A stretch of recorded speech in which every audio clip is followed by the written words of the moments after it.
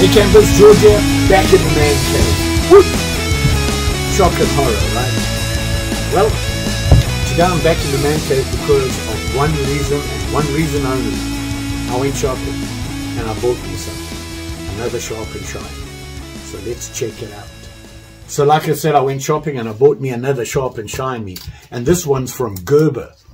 I was actually shopping online because I suddenly decided I want to have a look at machetes. I'd been looking at knives, camp knives, folding knives, all sorts of knives. And I thought, well, what's the next step up from, say, a camp knife? And then I thought, machete. Maybe I should be looking at machetes and, of course, saws and axes and hatchets. But I got stuck on machetes, so here I am. And I thought, you know what? I'm going to share it with you.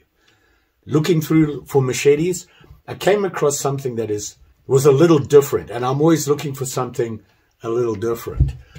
This one, like I said, is from Gerber, and it is the VersaFix Pro. Here it is here. And it has a sheath. It's in the sheath there right now. It is different. It has the, you know, a machete style look to it. It is smaller. You can see here the overall length here, I believe, is 14 inches. It's not a big machete. It's kind of a small machete or a really big camp knife. That's the way I describe it. Somebody described it as a chopper. I think that's a truer description. This will chop up a lot of wood. The way they designed it, they had some other ideas as well. So let's have a look at that. First thing we're going to do is we're going to look at the knife, and then we'll look at the sheath. I thought that was interesting. So here it is here out of the sheath. And you can see it there. Unusual. It does look like a fairly common machete. Like I said, the difference is it's kind of small. The blade length, 9 inches from the handle to the tip. And then you have the 5-inch handle here. It gives you that overall 14-inch length, total length. It has some features on it that are a little bit different. Gerber, I must say, are always trying to up their game, make things a little bit different, be a little bit more innovative, and I think this is one of those products. The blade is made of stainless steel. It has a black oxide coating on it. And as you can see, when I turn it sideways like that, it's got that like a ripple on it, which is an etching that they put on it. First thing I noticed about the blade, here, the jimping on the top across the spine. It has a flat spine on it, but the jimping where we're used to it is right here, and you would put your thumb on it like that. They don't do that. They've put the jimping right here. The reason for that is, in their description, they say this is where you're going to be bludgeoning. You're going to be battening here with it, and this jimping that they have on the spine is to stop whatever you're using to do the battening from sliding or bouncing off. It's meant to give it a little bit more grip there. I'm not sure how that's going to work, but I'm sure we'll find out soon enough. Then I thought, well, what about the jimping here? Well, if you look at the handle, it does have kind of like a jimping as part of the handle there. Your choil down here also has some grip to it. 5-inch handle, 9-inch blade. You can see it has that nice deep belly down here, and then it really thins up here. And the blade, actually, the cutting edge is from here all the way to the tip. So you do have a long cutting edge. The idea being that this here is where you're going to be your battening and your chopping. And down here, your little bit more delicate work, like maybe feathering sticks and doing some maybe making notching or whatever you're doing with it. The blade has been skeletonized. This does come in 2 different versions. This is the Pro, which has the skeletoning in it, and the regular one doesn't have that. Now, I looked up why they did that, and they say that doing this, skeletonizing it like this, balances it better for chopping in a way that it pushes all the weight to the front. So you get a little bit more strength in it in the front here and more chopping power because it's weight forward. We'll see how all this works. Apparently, I'm going to have to go on a trudge and build me a fire and prep some wood and see how that works. So like I said, stainless steel, black oxidizing on it, and it has been etched. Why they did the etching, I couldn't find out. All they said was it gives it a nice look to it. As far as the grind and everything on it, you have a nice big flat cheek up here on the chopping and battening side, which is what you want. It's going to give you some real strength there along the spine with a deep cheek. And then you've got the grind coming straight down with a little secondary grind on it, which makes me think saber is what they were talking about. Not ideal for chopping, but it'll work. It does come, it's not a long, deep grind here. It's fairly short, so you'll be able to split pretty well with it. I think it'll work as a splitter. And then, you know, when you're battening, it's going to split your smaller pieces. How big a piece of wood you want to be chopping with this? Does not have a lot of weight to it. Not as heavy as I thought it would be. I believe the thickness of the blade here, 1/8. So it's not really thick, but it's thick enough to give it some weight. Don't get me wrong. It's way heavier than a camp knife, but not as heavy as a true machete, which is going to be bigger, thicker, and really, this is a hybrid, which is what they call it. So it's designed to do other things besides a machete. So I can see why people call it a chopper. It's not a true machete. It does a little bit of multitasking. Not a big fan of that. I'm a true believer, the right tool for the right job. I was feeling the back of the spine here. It doesn't have a nice sharp 90 to it. So striking a ferro rod with it ain't going to work. No, I believe this is a wood prepper. It's not a fire starter. I'm pretty sure you could sharpen that up and get a nice 90 on it and it'll strike a ferro rod. Thin blade here, deep blade here, which is your chopping area. You're going to do your chopping and your battening here. This here, the more delicate stuff, like a feather stick, making notches, that sort of thing, and you do the heavy work here. The whole idea, like I said, for the skeletonizing is brought the weight forward to give you a little bit more power on the chopping. And it does come to a point. It's not extremely sharp or anything, and it's a fairly thick point, so it'll have its limited uses. How sharp is it? Feels okay. Yeah. Here's one I've cut before, so let's cut it again. It's cutting it. Gives it a nice cut. It's not a, well, not a nice cut. It's a little fluffy, but it's cutting the paper. I'm not going to use this to cut paper. We're going to have to get some wood and chop this up. The handle, 5 inches, and it's made of, I want to say, hold on, I better say this right, polypropylene, and it has all these marks on it here to give you a better grip.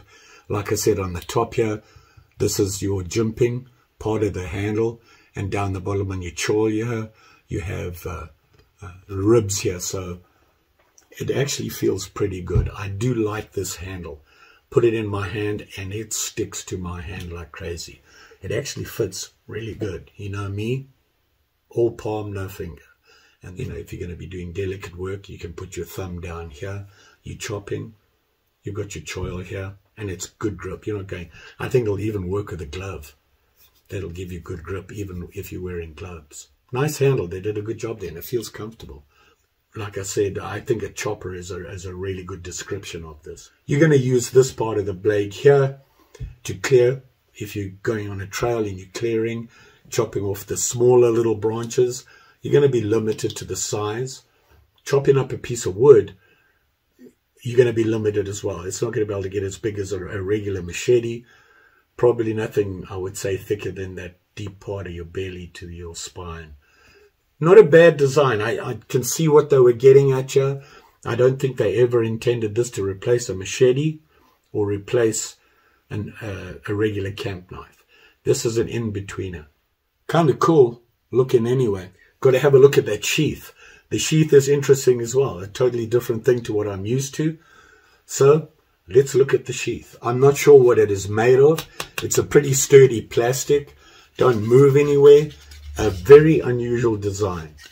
If you look here, it's actually got this slot in it here, which goes up to there, and then you have the shape of the blade. It has this little thing here, which I'll show you what that's for. It's to lock in the blade, and it has the Velcro on the top. It is a multi-mount sheath, so you could mount it. It has mounting straps here for putting it onto your pack, and then of course your belt. It'll take up to what's that? I'll probably take a 2-inch belt, no problem there. Does have another one down here, which is probably part of the multi-mount, or maybe putting a string through here to go around your leg to keep it. How it goes in, what you want to do is you're going to dig that point into there, right into that slot, which stops it from moving out. It's now caught in the sheath. You're going to push down on it, and did you hear that? It clipped in right here on this clip, and the Velcro would just secure it a little bit more there, and it's not going to go, there's no rattle to it or anything, which is nice. So it does sit in there nice and tight. The issue I have is getting it out. It's unusual for me. It's not just a straight draw or lift. You do have this tab here that you have to use to release it. I'm going to put it down on the table so it's up against my leg here, the tab right here, and I'm going to push down on the tab and give the blade a little bit of twist, and it comes right out. Oops, Velcro comes right out. I'll show you that again. So putting it in, you're going to go into that tip. It goes right into that point on the sheath right here, and it'll slide right in. Get the Velcro out of the way. You hear it clip in there, and that's here holding it in, stopping it from coming out. And then you would use your Velcro to get it out. You're going to pull down on that tab and give it a slight twist. Or this is not a, it's a hard push. Okay, comes out, and out it comes. Putting it in, I think the install is great. Goes right in there. You're going to pull down on the tab, pull it out. Take getting used to it. It's a little different, but I will say it works. Not bad. And it sits in there nice. Got to admit, it has a very cool look to it. I think they did a good job. As per all Gerber products these days, designed in the US and made outside the country. I'm not sure where this one is made. They say designed and engineered in Oregon and made in China. So, not surprising. That's what everybody's doing these days, manufacturers, and it's understandable. But not bad. I kind of like it. I can certainly feel the weight on the front. All the weight is on the front here, and that's kind of what you want for your chopping. It's going to give you a little bit more strength there. Nice deep cheek on it, which is what you want right up to the spine here. It's flat, and you've got that sharp first grind and then your second grind. So it'll split wood, I think, no problem. Will I be able to feather with it? Probably. Interesting. I think we need to go play with it. Well, let's go trudge. Maybe we can find some wood and play a little bit.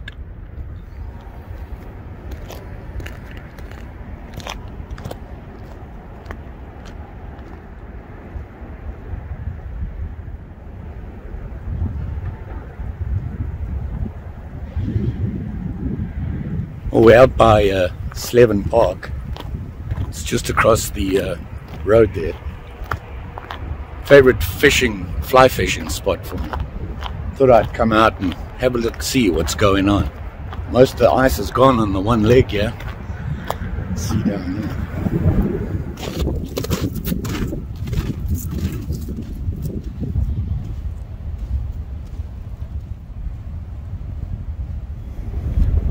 Looks like the Canadians are heading north. Stop. Beautiful day today. No clouds, blue skies. A little breezy, the wind's chilly.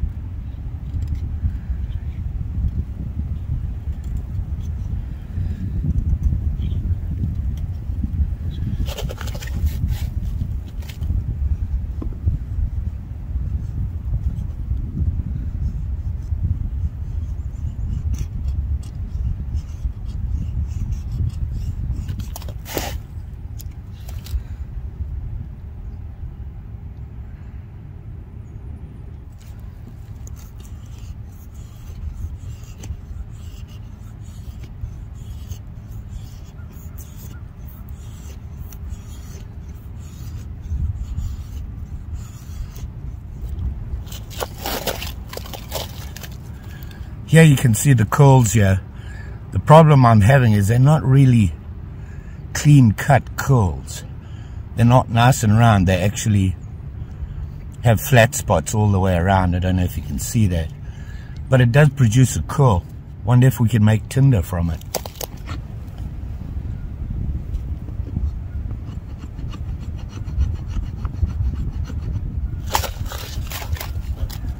It's made a little bit. See it there? Not easy, no. Not a sharp enough edge. Feels fine in my hand. The weight seems right. I can certainly feel the weight in the front. So obviously the skeletonizing does help. I'm not sure about the other one.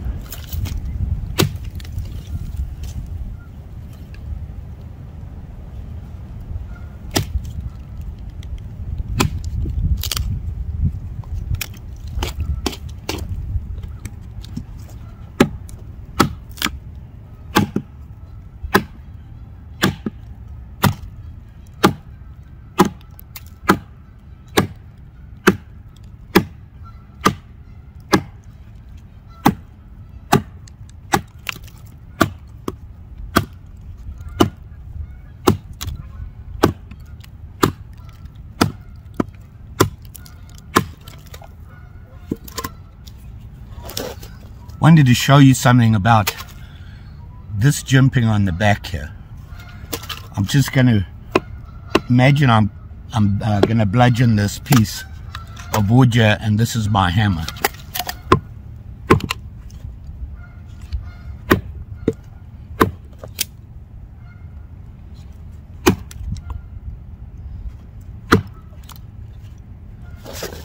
That's what worried me. You got a wood hammer like this, it chews it up. Although it doesn't slip or slide, it does grip it, but it's going to chew your batten up in a hurry. Interesting.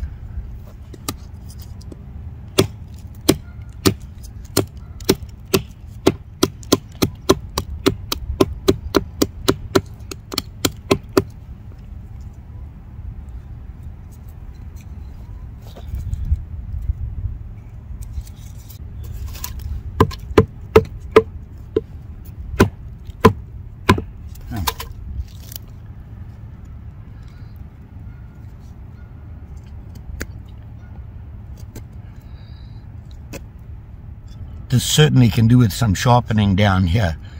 You're going to have it really sharp to do any delicate work. And even your delicate work is going to be limited because of the size that you're dealing with in the knife. When you got some control on it, kind of works. It also could be me and my skills. Issue with an axe, I suppose. But it does the job. It does feel weighted right.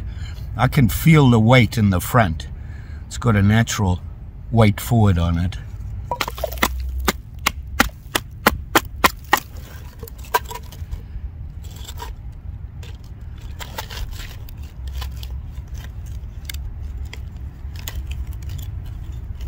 I think it would struggle with a really hard wood, I think, to do that. This wood's pretty soft. But it made a hole. It's kind of big though, so you're going to be limited again. The handle, I love this handle. Nice grip on it.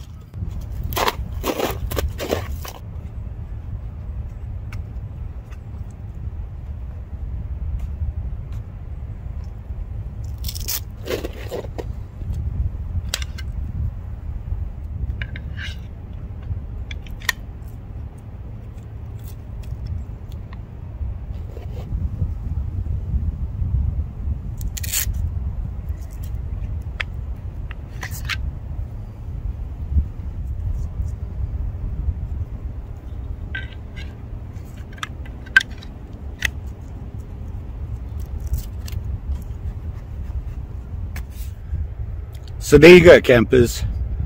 Tried it out. This was the best place I could find to use it. The wood wasn't perfect, but it gave me a pretty good idea of what I'm dealing with. I will say that the balance and having the skeletonized blade did make it feel that all the weight was to the forward on the thicker part of the blade. It needs sharpening. It wasn't quite sharp enough for me. I think it could be a lot sharper. Maybe they need to work on that coming from the factory. I just say that because I'm terrible at sharpening. I will say that towards the blade where you're going to do your delicate work, that'll have to be a lot sharper than it was. But it worked. I could do certain things with it. You are limited because of its size. It's too big to do what you can do with a camp knife, and too small to do what you can do with a true machete. A good in-betweener, kind of a multitasker. It'll work on the most work that I deal with. I don't go chopping trees down or anything like that. Probably that piece of wood, the biggest piece of wood I dealt with, it would be typical for me when making a fire. Overall, it's okay. I do like the handle. The handle felt really good, good grip. It really worked well. How much did I pay for it? That much. Not cheap, but it's a Gerber. It's well made. Really can't complain. How does it price up against a true machete? I'm not sure. I haven't really looked at the pricing on those. Other than that, don't forget now. Like, share, subscribe. You know the story. Pretty sure I'll be back again soon with another sharp and shiny. Or maybe even fit in a quick ice fishing trip. Spring is coming. It's starting to warm up. Here's hoping. Do some fly fishing, kayaking, camping. Just saying. Thanks for watching, and you all be safe out there, especially with them sharp and shiny things. Take care now.